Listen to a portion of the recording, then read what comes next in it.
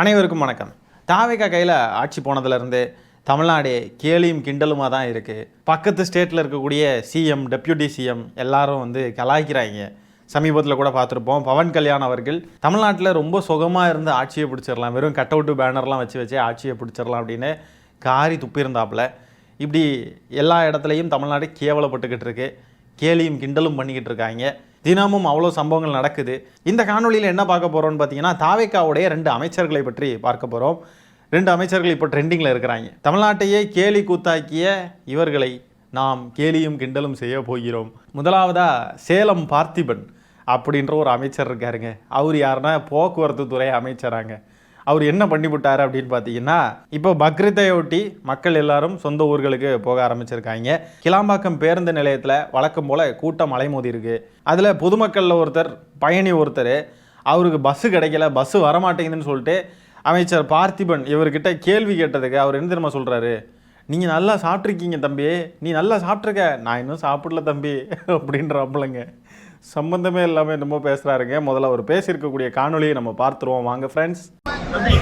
நீ நல்லா சாப்பிட்டுருக்க, நான் சாப்பிட கூட இல்லை, நீ நல்லா சாப்பிட்டுருக்க, அதான் தம்பி நீ நல்லா சாப்பிட்டுருக்க, புரியுதா? எப்ப பார்த்தாலும் சோறு சோறு சோறுன்னு. ஆமாங்க, எப்போ பார்த்தாலும் சோறு சோறுனே இருக்கிறாங்க. இந்த அறநிலையத்துறை அமைச்சர் என்னன்னு பார்த்தீங்கன்னா, முறுக்கு பாக்கெட்டை பார்த்தாலே முறுக்கு பாக்கெட் என்ன, முறுக்கு பாக்கெட் என்னன்னு சொல்லிட்டு முறுக்கு பாக்கெட்டை தேடி தேடி ஓடுறாரு. இன்னொரு பக்கம் முதலமைச்சர் விஜய் அவர்கள் பார்த்தீங்கன்னா, ஏதோ டிஃபன் பாக்ஸில் சாப்பாடு சாப்பிட்ற மாதிரி ஒரு ஃபோட்டோவா என்னன்னு தெரியல, அதை வச்சுக்கிட்டு எங்கள் தளபதி சோறு சாப்பிட்றாரு பாருங்க, தளபதி சாப்பிட்றாரு பாருங்க, தளபதி சோறு சோறு, ஐயோ தளபதி சாப்பிடலாம் செய்வாரா அப்படின்ட்டுலாம் பொங்கிட்டு இருக்கானுங்க. ஆகவே எந்நேரமும் சோறு சோறுனே இருப்பாங்க போல். இப்போ இவர் என்னென்னா, தம்பி நீ சாப்பிட்ருக்க தம்பி, நீ நல்லா சோறு சாப்பிட்ருக்க தம்பி, நான் சாப்பிடல தம்பி அப்படின்றாப்புல. விட்டாக்க எனக்கு 4 இட்லி வாங்கி கொடு தம்பி, வாங்கி கொடுத்தேன்னா நான் உனக்கு பஸ்ஸு வாங்கி தரேன், பஸ்ஸு விடுறேன் சரியா அப்படின்னு சொல்லிட்டு சொன்னாலும் சொல்லிடுவார் போல இருக்குது. இந்த தாவேகாவுடைய அமைச்சர்கள் இவங்கெல்லாம் பாருங்கள், ஒரு ரகமாக தான் இருக்கிறாங்க, ஒரு விதமாக தான் பேசிக்கிட்டு திரிகிறாங்க. ஊருக்கு போய் சேர்றதுக்கு பஸ் இல்லை, பஸ் என்ன ஆயிடுச்சுன்னு கேட்டதுக்கு நீ நல்லா சாப்பிட்ருக்க தம்பி, நான் இன்னும் சாப்பிடல தம்பின்றாப்புல. இதுதான் பதில். இது முதல்ல என்னது, இதுக்கு முதல்ல இப்படி பேசணும். போக்குவரத்து துறை அமைச்சராக சிவசங்கர் அவர்கள் இருந்தாங்க. எவ்வளோ ஓடி ஓடி வேலை செஞ்சாங்க தெரியுமா இதுக்கு முந்தின ஆட்சியில். இந்த மாதிரி பண்டிகை காலங்களில் மக்கள்லாம் ஊருக்கு போகிறதுக்கு இந்த மாதிரி எல்லாரும் ஒரே நாளில் கூடுவாங்க. இந்த மாதிரிப்பட்ட நாட்கள்ல எல்லாம் களத்தில் இறங்கி அவ்வளோ வேலை செஞ்சாங்க. அந்த மாதிரி ஒரு போக்குவரத்து துறை அமைச்சர் இருந்த இடத்துல இன்னைக்கு இவர் மாற்றம் வேணும்னு வாக்களித்தவங்க இருக்கீங்கல்ல, அனுபவிங்க. இந்த மாதிரி தான் பதில் சொல்லுவாங்க. நீங்கள் சோறு சாப்பிட்ருக்கீங்க, நாங்கள் சாப்பிடல அப்படின்ட்டு பேசுகிறாரு.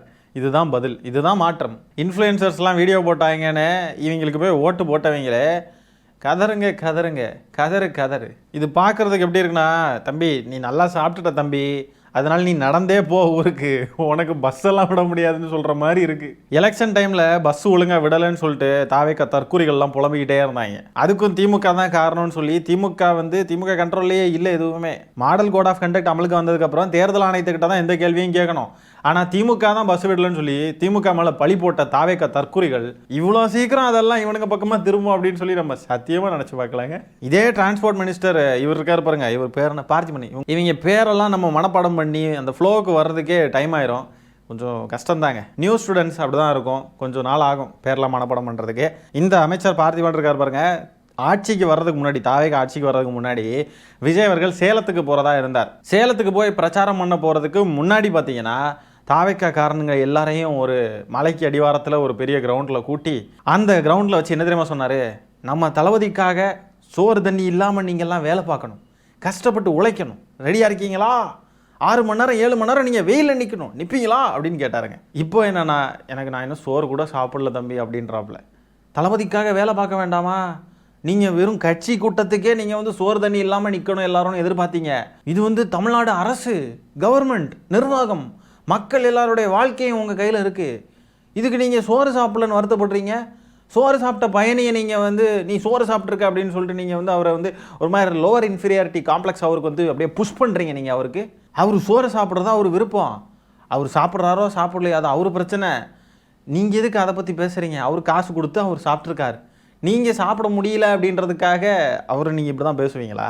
கட்சி கூட்டத்துக்கே சோறு தண்ணி சாப்பிடாம நிற்கணும்னு பேசின நீங்கள் அரசாங்கத்தை வழிநடத்தக்கூடிய ஒரு இடத்துல இருந்துக்கிட்டு சோறு இல்லைன்னு சொன்னால் என்னான்னு? வெயில நிக்கணும், நிப்பியா? 5 மணி நேரம் இல்ல 6 மணி நேரம் தளபதிக்காக நிப்பமா? தண்ணி குடிக்க முடியாது, சாப்பாடு சாப்பிட முடியாது, ஸ்ட்ரென்த்தா இருப்பியா? நம்மளுக்கு என்ன முக்கியம்? நீ நல்லா சாப்பிட்டுருக்க, நான் சாப்பிட கூட இல்லை. நீ நல்லா சாப்பிட்டுருக்க, அதான் தம்பி, நீ நல்லா சாப்பிட்டுருக்க, புரியுதா? சரி, இப்போ மெயின் மேட்ருக்கு வருவோம். பஸ்ஸு கிடைக்காதது தான் இப்போ அங்கே இருக்கிற பிரச்சனை இல்லையா? பயணிகளால் வீட்டுக்கு போக முடியல அப்படின்றது அங்கே இருக்கிற சிக்கல். இதுக்கு இந்த அமைச்சர், போக்குவரத்து துறை அமைச்சர் என்ன தெரியுமா பதில் சொல்லியிருக்காரு? அதை நீங்களே பாருங்கள். என்ன செஞ்சு சால்வ் பண்ணியிருக்காரு அப்படின்னு அவரே சொல்கிறாரு. அவங்களுக்கு என்ன தேவை? Bus reservation, அன்ரிசர்வேஷன். இதுல குழப்பம் என்ன ஆகுதுன்னா, அன்ரிசர்வேஷன் அதிகமா இருக்காங்க. முன்பதிவு செய்யாதவர்கள் அதிகமாக கும்பலாக சேர்ந்ததுனால அவங்களுக்கு ஒரு குழந்தையை கூட்டு வந்துடுறாங்க, ஒரு பதட்டம் வருது, இந்த வண்டி வரலன்ட்டு. இதுல முன்பதிவு செய்தவர்களும் வந்துடுறாங்க. அப்ப ரெண்டு தான் இங்க பிரச்சனையே வருது. நான் என்ன பண்ணுனாக்கா, முன்பதிவு செஞ்சாங்க பாத்தீங்களா, அவங்க பேருந்துல கூட இந்த கும்பலை குறைக்க வேண்டும் என்பதற்காக அவங்க கிட்ட பேசி, இந்த மாதிரி நீங்க கொஞ்சம் வெயிட் பண்ணுங்க, இவங்களை முதல்ல அனுப்பிச்சிடலாம்னு சொல்லி அந்த பஸ்ல இவங்களாம் ஏற்றி அனுப்பிச்சதுனால இந்த கூட்டம் எல்லாமே குறைஞ்சிருச்சு. ஏங்க என்னங்க இது? முன்பதிவு செய்யாதவங்களுடைய எண்ணிக்கை அதிகமாக இருந்துச்சான், முன்பதிவு செஞ்சவங்களுடைய எண்ணிக்கை கம்மியாக இருந்துச்சான். அதனால் முன்பதிவு செஞ்சவங்க இருக்காங்கல்ல, அவங்கக்கிட்ட பேசி சமாளித்து முன்பதிவு செய்யாதவங்களையெல்லாம் அந்த பஸ்ஸில் ஏற்றி விட்டுட்டு முன்பதிவு செஞ்சவங்களையெல்லாம் நிற்க வச்சுருக்காங்களாம். இப்படி பண்ணால் 4 பேர் கேட்க தானே செய்வான், எங்களுக்கு எப்போ பஸ் வரும்னு கேட்க தானே செய்வான். எப்பா என்ன மாற்றமுங்க! முன்பதிவு செஞ்சவங்களுக்கு தான் முக்கியத்துவம் கொடுத்து நம்ம பார்த்துருப்போம். முன்பதிவு செய்யாதவங்களுக்கு முக்கியத்துவம் கொடுத்ததை இன்றைக்கி தாங்க பார்க்குறோம்.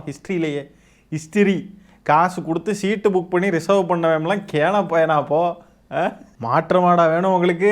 மாற்றம் வேணுமா? இதுதான் மாற்றம், அனுபவிங்க நல்ல. எனக்கு என்னமோ இதை பார்க்குறதுக்கு தேட்டரில் பிளாக் டிக்கெட் விற்கிற கதையாட்டம் இருக்கு. டிக்கெட் எடுக்க முடியாதவங்களுக்கு டிக்கெட்டை வேறு இடத்துல கொடுத்து, பின்னாடி ஒளிவு மறைவாக கொடுத்து, அப்படி இப்படின்ட்டு அவங்களையும் படம் பார்க்க வர வச்சு, தொட்டில் பழக்கம் சுடுகாடு மட்டுமா? என்ன ஒரு புத்திசாலி தானோ! ரிசர்வ் பண்ணவங்களை போக விடாமல் ரிசர்வ் பண்ணாதவங்களை முன்னாடி போக வைக்கிறதுக்கு ரிசர்வ் பண்ணவங்க கிட்ட பேசி ரிசர்வ் பண்ணவங்களை வெயிட் பண்ண வச்சு ரிசர்வ் பண்ணாதவங்கள போக விட்டுருக்கீங்க நீங்கள். இதுக்கு ட்ரெயினில் போகிறதே பரவாயில்ல போல இருக்கு. ரிசர்வ் பண்ண சீட்லாம் பூந்து உட்காந்து இருப்பாங்க, அதுலேயே அட்ஜஸ்ட் பண்ணிட்டு போயிடலாம் போல இருக்கு. ஐயா சாமி, இப்போவே எப்படின்னா இனி தீபாவளி பொங்கலுக்கெல்லாம் செம்ம கூத்தா இருக்கும். போங்க, செம கூத்தா இருக்கும். கண்டென்ட் கொட்டுன்னு கொட்டும். தினமும் ஒரு கண்டென்ட் கொடுத்தா பரவாயில்ல, தினமும் 4-5 கண்டென்ட் கொடுத்தா எங்கேருந்து தான் நாங்கள் எடுத்துகிட்டு எல்லாத்தையும் பேசுறது? எதை பேசுறதுனே தெரியலைங்க. உண்மையாலுமே ரொம்ப கஷ்டமாக இருக்குங்க. இந்த கத்தி படத்தில் 4 தாத்தாமார்கள் விஜய் அவர்கள்கிட்ட கேட்பாங்க இல்லையா, நாங்கள் வேணா ஒரு 4 பேர் சேர்ந்து தற்கொலை பண்ணிக்கட்டுமா அப்படின்னு கேட்பாங்க இல்லையா, அந்த மாதிரி ரிசர்வ் பண்ணாங்கலாம் 4 பேர் சேர்ந்து இந்த அமைச்சர்கிட்ட போய் கேளுங்க, ஐயா நாங்கள் வேணா ஒரு 4 பேர் பஸ் ஸ்டாண்ட்லேயே பாயை விரிச்சு படுத்து தூங்கிடட்டுமா ஐயா, நாங்கள்லாம் வீட்டுக்கு போக வேண்டாமாயா, அப்போ நாங்கள்லாம் எதுக்கையா புக் பண்ணணும்னு சொல்லிட்டு கேள்வி கேளுங்க. இப்போ இந்த அமைச்சர் சொல்லியிருக்காரு பாருங்கள் ஒரு பதில், கொஞ்சம் கூட பொறுப்பு இல்லாத ஒரு பதில். இதே பதிலை சிவசங்கர் அவர்கள் இருந்தாங்க பாருங்கள் அமைச்சராக, அவர் சொல்லியிருந்தார் அப்படின்னா இந்நேரத்துக்கு எல்லாரும் காலில் சலங்கையை கட்டிக்கிட்டு ஆடுன்னு ஆடிருப்பாங்க.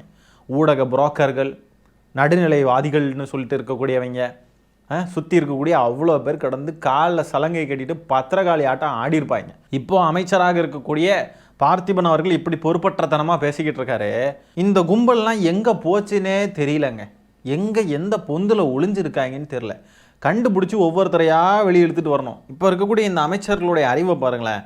ஒருத்தர் என்னென்னா, இந்த கூட்டம் கூடுறதை தவிர்க்கிறதுக்கு ரிசர்வ் பண்ணவங்கள போக விடாமல் அவங்கக்கிட்ட காலில் விழுந்து கெஞ்சி கூத்தாடி ரிசர்வ் பண்ணாதவங்கள அந்த பஸ்ஸில் ஏற்றி விட்டு போக வச்சுருக்காங்களா, இது ஒரு பக்கமாக நல்ல பலே ஐடியாங்க. ஆனால் இதெல்லாம் இப்போது தமிழ்நாட்டுக்கும் டெல்லிக்கும் இவ்வளோ தூரம் இருக்கிறதுனால தான் எல்லா பிரச்சனையும் சொல்லிட்டு வடிவேல் அவர்கள் காமெடி ஒன்று உண்டு, ஞாபகம் இருக்கா? தமிழ்நாட்டை தூக்கி டெல்லி கிட்ட வச்சுட்டா ஒரு பிரச்சனையும் இருக்காது அப்படின்னு சொல்லிட்டு ஒரு சொல்யூஷன் சொல்லுவார்.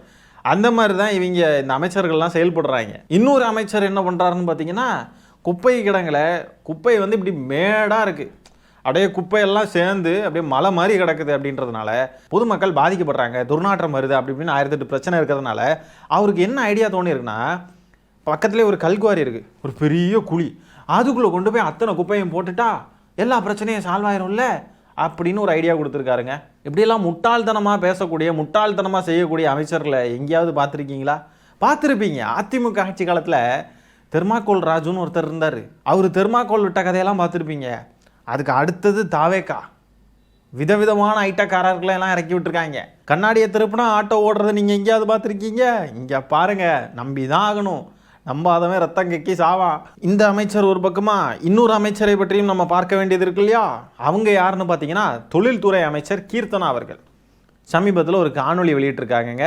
முதலீடுகளை ஈர்ப்பதற்காக அவங்க என்ன பண்ணியிருக்காங்கன்னா ரீல்ஸ் போட்டு அழைப்பு விடுத்திருக்காங்க. அந்த ரீல்ஸை முதல்ல பார்த்துடலாம் வாங்க guys. Let's be honest. Nobody wants a government that takes forever. Files, approvals, delays, and waiting. Honorable Chief Minister C. Joseph Vijay sir mandated me to fix that. Hello, I am Keerthana. I am the new Minister for Industries, Commerce and Investment Promotions for Tamil Nadu.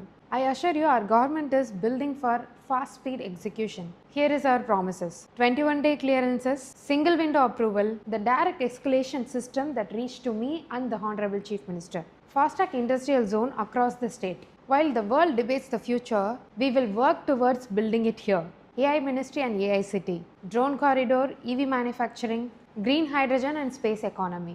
Development spread across the entire state, not just 1 or 2 districts. Honorable Chief Minister Vijay sir's vision is building enabling environment for the next generation of Tamil Nadu.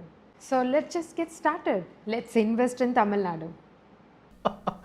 Guys என்ன guys இதெல்லாம் மாற்றம் வேணும்னு ஐயோ என்னென்ன அக்கப்போறையெல்லாம் பார்க்க வேண்டியது இருக்கு. இது இப்படி இருக்கக்கூடாது. இது எப்படி தெரியுமா இருக்கணும்? 15,000 fixed salary, அதுவும் ESI PF benefits ஓட ஜாப் வேணுமா? இப்ப திருச்சி KKR நகர்ல இருக்கிற JJ Lands கம்பெனில ஜாப் வேகன்சி ஓபன் ஆகி இருக்கு. மத்த ரியல் எஸ்டேட் கம்பெனி மாதிரி பிளாட் சேல் ஆனாதான் salary இல்ல. இப்பவே கால் பண்ணுங்க, இல்ல ஆபீஸ். ரியல் எஸ்டேட் அட்வர்டைஸ்மெண்ட் மாதிரி இருக்குங்க பார்க்குறதுக்கே. சென்னைக்கு மிக அருகில் இந்த ஒரு நல்ல நிலம் இருக்கிறது, அது இவ்வளோ வசதிகள் இருக்குது அப்படின்ட்டுலாம் அட்வர்டைஸ்மெண்ட் பார்த்த மாதிரியே இருக்குது ஒரு ஃபீலிங். ரீல்ஸ் போட்டுக்கிட்டு இருந்தவங்களெல்லாம் அமைச்சராக்குனா இப்படி தான் இருக்கும் நாடு. தமிழ்நாட்டுடைய மானமே போகுது. ஹிந்திக்காரங்க எல்லாம் கமெண்ட் போடுறாங்க வந்து, அரே கியா தமிழ்நாடோ, என்ன நடக்குது பையா, என்னங்க இது தமிழ்நாடு. இன்ஃப்ளூயன்சர்ஸ் சொல்கிறத கேட்டு நீங்கள் ஓட்டு போடுறீங்க, இன்ஃப்ளூயன்சர்ஸ்லாம் நீங்கள் அமைச்சர்களாக்குறீங்க, என்னங்க பையா இது தமிழ்நாடு அப்படின்ட்டுலாம் கமெண்ட் போட்டுக்கிட்டு இருக்காங்க. What's a downfall. தமிழ்நாடுவே இப்படி சீரழிஞ்சு போய் கிடக்குது. ஆடாடா கொடுமைங்க, கண்ணால் இதெல்லாம் பார்க்க வேண்டிய கொடுமை. என்ன பண்ணுறது? தொழில்துறை அமைச்சர் அப்படின்ற ஒரு இடத்துல இருந்தவர் யார்? டிஆர்பி ராஜா அவர்கள். எவ்வளோ டேலண்டடான ஒருத்தர், எவ்வளோ முதலீடுகளை ஈர்க்கிறதுக்கான வேலைகளெல்லாம் அவர் பார்த்துருக்கார். இந்த பெண்மணியுடைய காணொலியை பாருங்கள். அவ்வளோ கட்டு, பேசுகிறதுக்கே தெரில, டெலிபிராம்டர்லாம் வச்சு படிச்சிருப்பாங்க போல். எதுவுமே வந்து ஃப்ளூயண்ட்டாக வரல. யார் தெரிஞ்சால் தானே முதல்ல, தகுதி உள்ளவங்களாக இருந்தால் தானே முதல்ல. அமைச்சர் டிஆர்பி ராஜா அவர்கள் எங்கெங்கெல்லாம் உலகம் பூரா போய் எவ்வளோ பேசியிருக்கார், எவ்வளோ செஞ்சுருக்கார், முதலீடுகளை ஈர்க்கிறதுக்கு என்னென்ன வேலைகளெல்லாம் அவர் பார்த்துருக்கார் கிரவுண்ட் லெவலில். அவர் பேசின ஒரே ஒரு காணொலி சாம்பிளை நான் போடுறேன் பாருங்கள். Once that any investor coming into working into India has knocked on our door first, our chief minister's door first. So I think attracting investment hasn't been a problem. It's about the quality of investment that's come through. For us, even during the global investors meet that we did now, we were very choosy about who comes in and what sort of jobs that are created and where those are created. See, our chief minister is very particular about the distributed growth across Tamil Nadu. Tamil Nadu is the most urbanized state, and we have social infrastructure everywhere, right? So we don't want cluster industries in Chennai or Coimbatore or just few clusters. You know, Kanchipuram is a big cluster. We want to take this. ஒரு சின்ன sample தான் பார்த்தோம். தமிழ்நாட்டை பற்றி அவருக்கு நல்லா தெரிஞ்சிருக்கு. அக்கா ஆணி வேறா பிரித்து மேய்ச்சி பேசிக்கிட்டு இருக்கார். எங்கள் தமிழ்நாட்டுக்கு என்னென்ன செய்யணும்னு முதலமைச்சர் என்ன நினைக்கிறாங்க, என்ன செய்யணும், எது செய்யக்கூடாது, அது இது எல்லாமே அவருக்கு தெரிஞ்சிருக்கு. அனுபவம் வாய்ந்தவர்கள் எதற்காக இந்த மாதிரிப்பட்ட இடங்களில் இருக்கணும்னு இதுக்கு தான் சொல்கிறது. சும்மா ரீல்ஸ் போட்டோம், இன்ஃப்ளூயன்சர் சொன்னாங்கன்னு ஓட்டு போட்டிங்கல்ல, நான் மக்கள்கிட்ட கேட்குறேன். நீங்கள் மீண்டும் அந்த அமைச்சர் கீர்த்தனா அவர்கள் பேசக்கூடிய காணொலியை போய் பாருங்கள். அவங்களுக்கு அடிப்படையே தெரியல. ஒரு செய்தியாளர் சந்திப்பை கூட இவங்களால் ஃபேஸ் பண்ண முடியாது. ஒரு குழந்தை கோயம்புத்தூரில் இறந்துருக்கு, அந்த இஷ்யூவை பற்றி கேள்வி கேட்டால் சிரிச்சுக்கிட்டு இருக்கிறாங்க. இந்த லட்சணத்தில் தான் இவங்களுக்கு அரசியல் தெரியும், இந்த லட்சணத்தில் தான் இவங்களுடைய அறிவு இருக்கும், அவ்வளோதான் அவங்களுக்கு தெரியும். அவங்கக்கிட்ட அதுக்கு மேலே எதிர்பார்க்க முடியாது. அவங்களுடைய கெப்பாசிட்டி அவ்வளோதான். யார் யார் கையில் எந்தெந்த அதிகாரத்தை கொடுக்கணும் அப்படின்றத யோசித்து வாக்களிச்சிருந்தா, எல்லாத்தையும் ஆராய்ஞ்சு வாக்களிச்சிருந்தா இந்த நிலை இன்னைக்கு கிடையாது. அமைச்சர் டிஆர்பி ராஜா அவர்கள் இன்னொரு இடத்துல செய்தியாளர் சந்திப்பில் பேசுகிறாங்க, அதையும் லைட்டாக பாருங்கள். To whoever is coming in, just ask those people who've already invested in Tamil Nadu. Those are our ambassadors, right? I don't need to market myself. Those who have invested into Tamil Nadu will market Tamil Nadu for me, and they all know that Tamil Nadu is a very, very excellent bet, and you're always going to succeed when you bet on Tamil Nadu. தமிழ்நாட்டில் முதலீடு செஞ்சால் கண்டிப்பாக நீங்கள் வந்து வின்னாவீங்க. உங்களுக்கு எந்த விதத்துலேயும் நஷ்டம் ஏற்படாது. கண்டிப்பாக நீங்கள் வந்து நல்ல ஒரு ரிட்டர்ன்ஸை எடுப்பீங்க அப்படின்னு சொல்லிட்டு முதலீட்டாளர்களை வந்து கவரும் விதமாக அவ்வளோ பேசுகிறார். டேட்டாவோட எல்லா பாயிண்ட்ஸையும் முன் வச்சு பேசுகிறார். இதெல்லாம் சும்மா ஒரு சாம்பிளுக்கு தான் நம்ம போடுறோம். இன்னும் எவ்வளோ கான்க்ளேவ் அது இதுன்னு அவர் பேசுனது, அவர் என்னெல்லாம் பண்ணியிருக்காருன்றதெல்லாம் நம்ம நேரடியாகவே அவ்வளோ பார்த்துருக்கோங்க. அவர் எப்படியெல்லாம் செயல்பட்டாருன்னு எல்லாத்தையும் தமிழ்நாட்டு மக்கள் நம்ம பார்த்துக்கிட்டு தானே இருந்தோம். எங்கே எல்லாரும் தவறுனாங்கன்றது புரியல. ஒருவேளை இவங்கெல்லாம் எதையுமே பார்க்கலையா அப்படின்ற கேள்வி நமக்கு வருது. எதுவுமே தெரியாதா, எதுவுமே இல்லையா? ஒரு குட்டி பபுளுக்குள்ளே உட்கார்ந்துருந்துக்கிட்டு திமுக ஆண்டு கொண்டிருந்த போது அமைச்சர்களாக இருந்த பெருமக்கள் யாருமே எந்த வேலையுமே செய்யலை அப்படின்ட்டு அந்த குட்டி பபுளுக்குள்ளே இருந்து அப்படியே வாழ்ந்துக்கிட்டு இருந்தாங்களா அப்படின்னு தான் தோணுது. யாருமே அரசியல் ரீதியாக எதையுமே கவனிக்கலையா? விஜய் அவர்கள் வந்தது மட்டும்தான் தெரியும், விசிலுக்கு குத்துங்க குத்துங்க குத்துங்கன்னு சொன்னது மட்டும் தான் காதில் கேட்டுச்சா அப்படின்னு அவ்வளோ ஆதங்கம் உள்ளார இருக்குங்க. அவ்வளோ ஆதங்கமாக இருக்குது. அடன் டிஆர்பி ராஜா அவர்கள் எந்த வகையில் குறைஞ்சவர்? இப்படிப்பட்ட ஒருத்தர் தொழில்துறை அமைச்சராக வரணும் அப்படின்னு சொல்லிட்டு மக்கள் நினச்சி வாக்களிக்காமல் அன்பில் மகேஷ் அவர்கள் எந்த வகையில் குறைஞ்சவர்? அவர் வந்து பள்ளிக்கல்வித்துறை அமைச்சராக இருந்தப்போ எவ்வளவோ சாதனைகள்ங்க. வெளியே தெரியாமல் அவ்வளோ செஞ்சுருக்காருங்க மனுஷன். சின்ன வயசுலேயே குற்றங்கள் செஞ்சு சிறுவர் சீர்திருத்த பள்ளிகளில் இருக்கக்கூடிய குழந்தைங்க இருப்பாங்க இல்லையா, அவங்களுடைய கல்வியையும் யோசித்து அவங்களுக்கும் கல்வி போய் சேரணும் அப்படின்றதுக்காக அன்பில் மகேஷ் அவர்கள் அவ்வளோவா செஞ்சுருக்காங்க. இதெல்லாம் வெளியே நிறைய தெரியாது. நீங்கள் எல்லாத்தையும் போய் தேடி பார்த்தீங்கன்னா உங்களுக்கு அவ்வளோ விஷயங்கள் தெரிய வரும். வாயை புலந்து பார்க்குற அளவுக்கு அவ்வளோ செஞ்சுருக்காருங்க மனுஷன். அப்படிப்பட்டவரை தோற்கடிச்சிருக்காங்க மக்கள். எதுக்கு? விஜய் அவர்கள் ஒரு நடிகன், பிடிக்கும், விசில் சின்னம் குத்துங்கன்னு சொன்னார், டிவிகே டிஎம்கேன்னு சொன்னார், இங்கே 2 பேருக்கு தான் போட்டின்னு சொன்னார், கான்ஃபிடண்ட்டாக இருங்க வெற்றி நிச்சயம் நல்லதே நடக்கும்னு சொன்னார். அதனால ஒரு கூஸ் பம்ப்ஸ் ஆக்கி அதுக்கு பின்னாடி ராவணம்மா வண்டா ஒத்தையில் நிற்கிற மண்டான்னு சொல்லிட்டு வீடியோ போட்டாங்க தாவேக்கா ரசிகர்கள். இதையெல்லாம் பார்த்துக்கிட்டு அதில் கூஸ் பம்ப்ஸ் ஆக்கி அதில் ஒரு இது ஆகி அதில் ஏதோ ஆகி போய் ஓட்டு போட்டாங்க. அவ்வளோதான். இன்றைக்கி தமிழ்நாடு சந்தி சிரிக்குது. நல்ல நல்ல திறமை இருக்கக்கூடியவர்கள்லாம் அமைச்சர்களாக இல்லாமல் அப்படியே மலை மாதிரி இருக்க குப்பை அதை தூக்கி குழியில் போடுங்கன்னு சொல்கிறாரு ஒருத்தர். இன்னொருத்தர் எனக்கும் பசிக்கும்ல அப்படின்றாரு. இன்னொருத்தர் முறுக்கு பாக்கெட்டு கூட மல்லு கட்டிக்கிட்டு இருக்காரு. இன்னொரு அம்மா பார்த்தீங்கன்னா வீடியோ போட்டு ரீல்ஸ் பண்ணிக்கிட்டு இருக்காங்க. கைஸ் வாங்க கைஸ், தமிழ்நாட்டுக்கு முதலீடு பண்ண வாங்க கைஸ் அப்படின்னு ரீல்ஸ் போட்டு அழைப்பு விடுக்கிறாங்க. கால கொடுமைங்க. அரே சல ஓட்டஸ், டிவிகேக்கு ஓட்டு போட்ட ஓட்டஸ். தமிழ்நாட்டுடைய லெகசி, தமிழ்நாட்டுடைய வரலாறு, தமிழ்நாட்டுடைய என்ன இருக்குது சொல்லுங்கள். தமிழ்நாட்டுடைய எல்லாமே எல்லாத்துலேயுமே ஓட்டையாக போட்டுட்டீங்கடா. சூப்பர்ரா. எதுக்கு ஓட்டு போட்டோம், யாருக்கு ஓட்டு போட்டோம், அவங்களுடைய தகுதி என்ன, அவங்க தரதரம் என்ன, எதையுமே பார்க்கலைங்க. அப்படியே போய் குத்தி விட்டு வந்திருக்கிறாங்க. இப்படிப்பட்ட வினோதமான, அறிவாளித்தனமான, வித்தியாசமான, ஆச்சரியக்குறிகளாக, வித்தியாசமான மனநிலை கொண்ட, வித்தியாசமான ஆலோசனைகள் சொல்லக்கூடிய, வித்தியாசமாக கையாளக்கூடிய இந்த மாதிரி அமைச்சர்களை பற்றி என்ன நினைக்கிறீங்கன்றதை கமெண்ட்ஸில் பதிவு பண்ணுங்கள். இந்த காணொலியை நான் இத்துடன் நிறைவு செய்து கொள்கிறேன். நன்றி, வணக்கம்.